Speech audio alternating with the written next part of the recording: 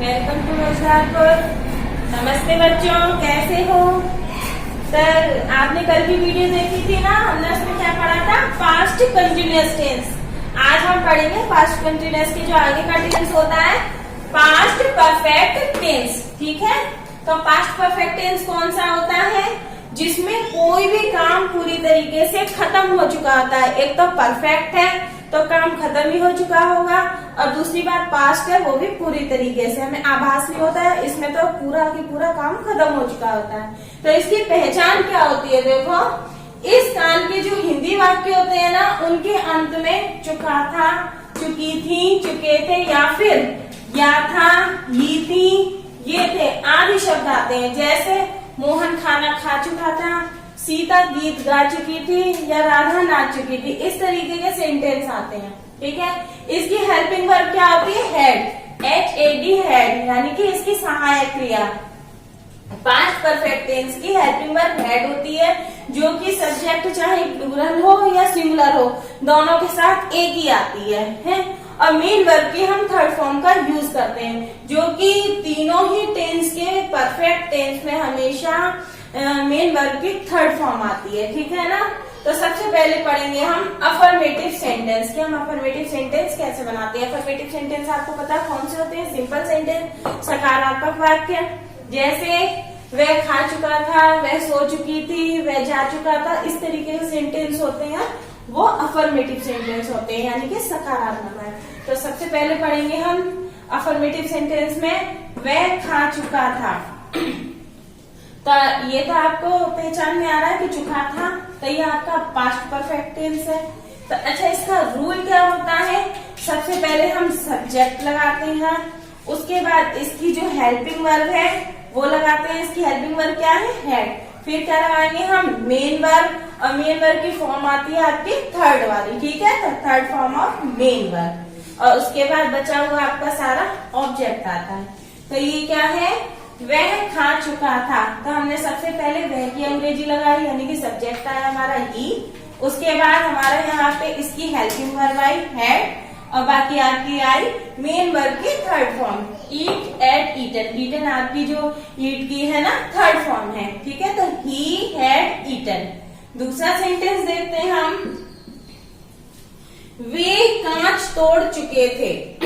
ये दो सेंटेंस है, ये सिंगुलर सब्जेक्ट का है, उसमें भी हेड आया। ये प्लूरल सब्जेक्ट का है, उसमें भी हेड आएगा। ठीक है, तो वे के लिए हम क्या लगाएंगे? दे। ठीक है, तो दे हैड, ये आ गई इसकी हेल्पिंग वर्ब। उसके बाद हमें क्या लगाना है? तोड़ चुके थे, यानी कि इसकी मेन वर्ब की थर्ड फॉर्म। तो ये मेन वर्ब, इसकी वर्ब की थर्ड फॉर्म कौन सी आएगी तोड़ने की? ब्रोकन, यानी कि ब्रेक मीन्स तोड़ना होता है ना, उसकी हमने थर्ड फॉर्म ली ब्रोकन। फिर कांच, the glass. They had broken the glass. सबसे पहले हमने सब्जेक्ट लगाया, फिर उसकी हेल्पिंग वर्ब, मेन वर्ब की थर्ड फॉर्म, और बाकी बचा हुआ आपका ऑब्जेक्ट। क्लियर हुआ आपको इतना? बिल्कुल सिंपल है, मुझे लगता है इसमें आपको कहीं कोई प्रॉब्लम नहीं होगी। अब हम पढ़ते हैं इसके नेगेटिव सेंटेंस। ये इसका रूल है, सारे जो अफर्मेटिव सेंटेंस होंगे ठीक इसी प्रकार बनेंगे। अब नेगेटिव सेंटेंस के लिए देखते हैं हम।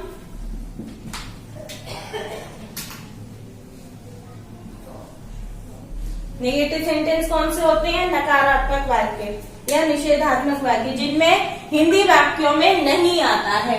जैसे वह खा नहीं चुका था, या वह खाना नहीं खा चुका था। इस तरीके के सेंटेंस होते हैं, वो आपके नेगेटिव सेंटेंस के अंतर्गत आते हैं। वह खा नहीं चुका था। ठीक है, इसको कैसे बना देंगे? इसका रूल क्या होगा आपका? सबसे पहले सब्जेक्ट, फिर इसकी हेल्पिंग वर्ब, उसके बाद क्या लगाएंगे हम? नॉट, फिर third form of main verb plus object. तो हमने सबसे पहले सब्जेक्ट लगाया हुआ है ही हैड, यहाँ पे क्या लगा देंगे हम? Not eaten. ठीक है ना, ही हैड नॉट ईटन। ये आपका इसका नेगेटिव सेंटेंस बन गया।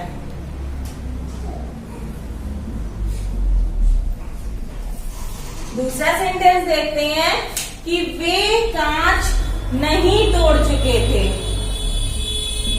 ठीक है, वे कांच नहीं तोड़ चुके थे। इसको कैसे बनाएंगे हम? वही सबसे पहले सब्जेक्ट, फिर हेल्पिंग वर्ब, हेल्पिंग वर्ब के बाद हम नॉट लगाएंगे, फिर third form of main verb और फिर बाकी बचा आपका ऑब्जेक्ट। तो क्या करेंगे हम? They had not broken the glass.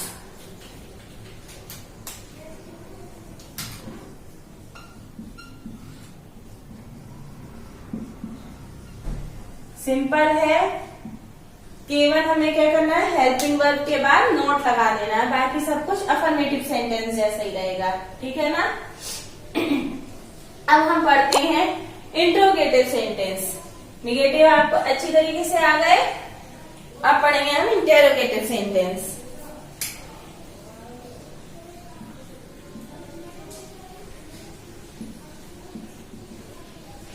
Interrogative sentence दो प्रकार के होते हैं, आप सभी जानते हैं अच्छी तरीके से। एक तो होते हैं यस नो टाइप वाले और दूसरे होते हैं क्वेश्चन वर्ड वाले। तो सबसे पहले पढ़ेंगे हम यस नो टाइप वाले, जो क्या से शुरू होते हैं। ठीक है, जैसे क्या वह खा चुका था। ठीक है, क्या वह खा चुका था। ये आपका हो गया यस नो टाइप वाला इंटरोगेटिव सेंटेंस। यहाँ पे हम लगाएंगे क्वेश्चन मार्क। इसको बनाते कैसे हैं? सबसे पहले हम इसमें क्या लगाएंगे? इसकी हेल्पिंग वर्ब जो कि हैड है, उसके बाद लगाएंगे हम सब्जेक्ट। ठीक है, उसके बाद third form of main verb, object, फिर उसके बाद फिर क्वेश्चन मार्क। ये हो गया इसका रूल। तो सबसे पहले हम क्या लगाएंगे यहाँ पे? हैड। क्या की अंग्रेजी हम लगाएंगे? हैड। क्यों? हमें यहाँ पे वाट नहीं लगाना। जो भी सेंटेंस क्या से शुरू होते हैं तो उस सेंटेंस के लिए हम उसी टेंस की हेल्पिंग वर्ब लगाते हैं हमेशा। क्या की अंग्रेजी वाट नहीं लिखते। ठीक है, तो सबसे पहले हम क्या लगाएंगे? क्या के लिए यहाँ पे? हैड। फिर क्या लगाना है हमको? इसका सब्जेक्ट लगाना है। सब्जेक्ट आपका ही है। फिर third form of main verb यानी कि ईटन, जो कि ईट की तीसरी फॉर्म है। Had he eaten and question. Clear हुआ आपको? दूसरा सेंटेंस देखते हैं कि क्या वे कांच तोड़ चुके थे। हमने इसमें क्या जो है जोड़ दिया। क्या वे कांच तोड़ चुके थे। ये बन गया आपका इंटरोगेटिव सेंटेंस। तो कैसे बनाएंगे इसको हम? क्या की अंग्रेजी के लिए सबसे पहले क्या लगा देंगे हम? हैड। ठीक है ना? हैड, फिर क्या लगाएंगे हम? सब्जेक्ट, दे, फिर ब्रोकन द ग्लास। ठीक है, had they broken the glass in question mark. Clear हुआ आपको?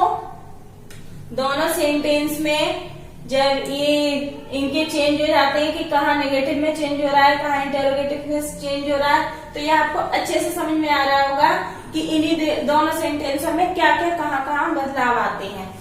आगे का हम पढ़ते हैं, जैसे इंटरोगेटिव के भी जो होते हैं नेगेटिव वाले सेंटेंस, इंटरोगेटिव नेगेटिव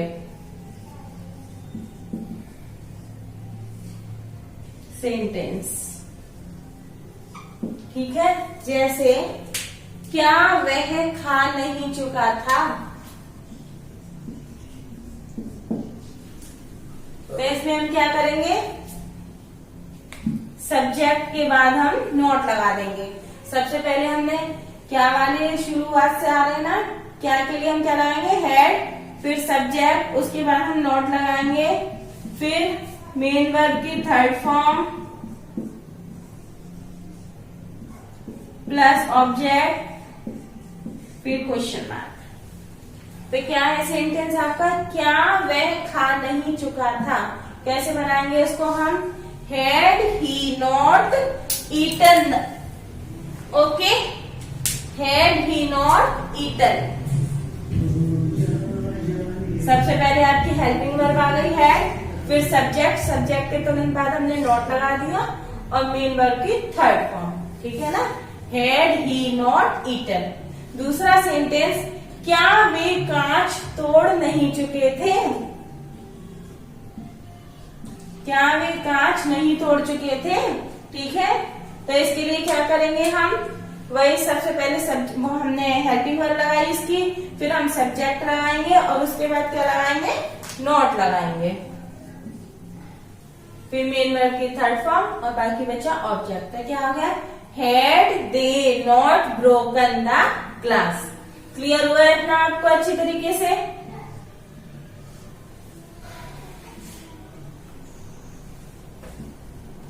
नोट कर लीजिए। अब पढ़ेंगे हम जो क्वेश्चन वर्ड वाले जो इंटरोगेटिव सेंटेंस होते हैं, जो क्वेश्चन वर्ड से शुरू होते हैं, ठीक है, जैसे कि वह कब खा चुका था, या फिर वह क्यों खा चुका था, या सीता क्यों जा चुकी थी। इस तरीके के जो सेंटेंस होते हैं जिनमें क्वेश्चन वर्ड हमेशा सेंटेंस के बीच में आता है, ठीक है ना, उनको बनाना सीखेंगे हम। जैसे वह क्यों खा चुका था,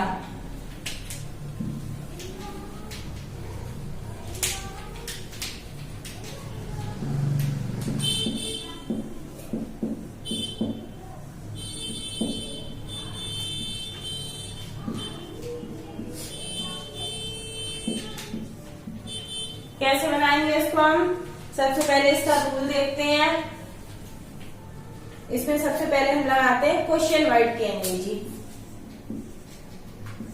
उसके बाद इसकी हेल्पिंग वर्ब, फिर सब्जेक्ट। अगर सेंटेंस हिंदी वाक्य में अगर नहीं है तो फिर हमारे इंग्लिश के जो सेंटेंस है उसमें नॉट आएगा सब्जेक्ट के बाद, अगर नहीं है तो नहीं आएगा, फिर third form of main verb और उसके बाद ऑब्जेक्ट, फिर क्वेश्चन वर्ड, ठीक है।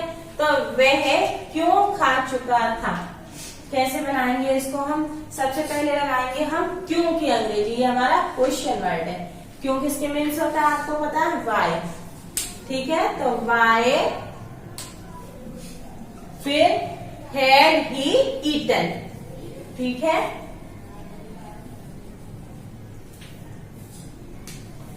Y had he eaten.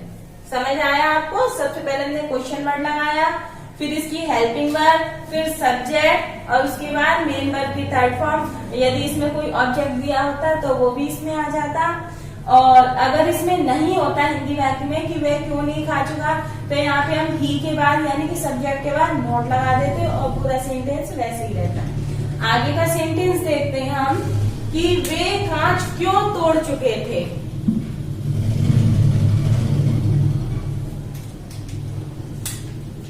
वे कांच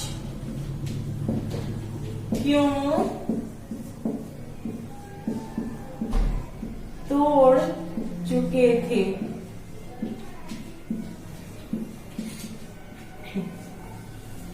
कैसे बनाएंगे इसको हम? सबसे पहले हम क्यों की अंग्रेजी लगाएंगे। यहाँ पे कोई भी जो है क्वेश्चन वर्ड होता है, क्यों, कब, कहाँ, कैसे, जो भी होता है सबसे पहले हम उसकी अंग्रेजी बनाते हैं। क्यों के लिए हम क्या लगाएंगे, why. Why had they broken the glass, ठीक है।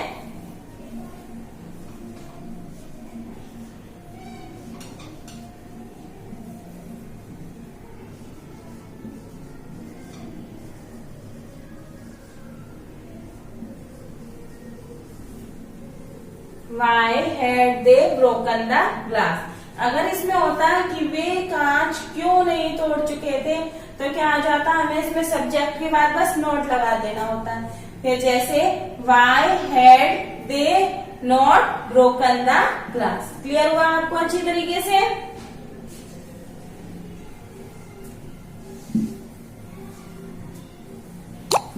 अच्छा, इसमें एक क्या होता है, कुछ सेंटेंस इस प्रकार के आते हैं जैसे उसमें भूतकाल के ही दो सेंटेंस जुड़े होते हैं, जैसे मोहन के आने से पहले सोहन जा चुका था, या सीता आने के बाद वह उठ चुकी थी। इस तरीके के जो सेंटेंस होते हैं वो हम कल की वीडियो में सीखेंगे, ठीक है। तब तक के लिए जाते हैं बच्चों, बाय।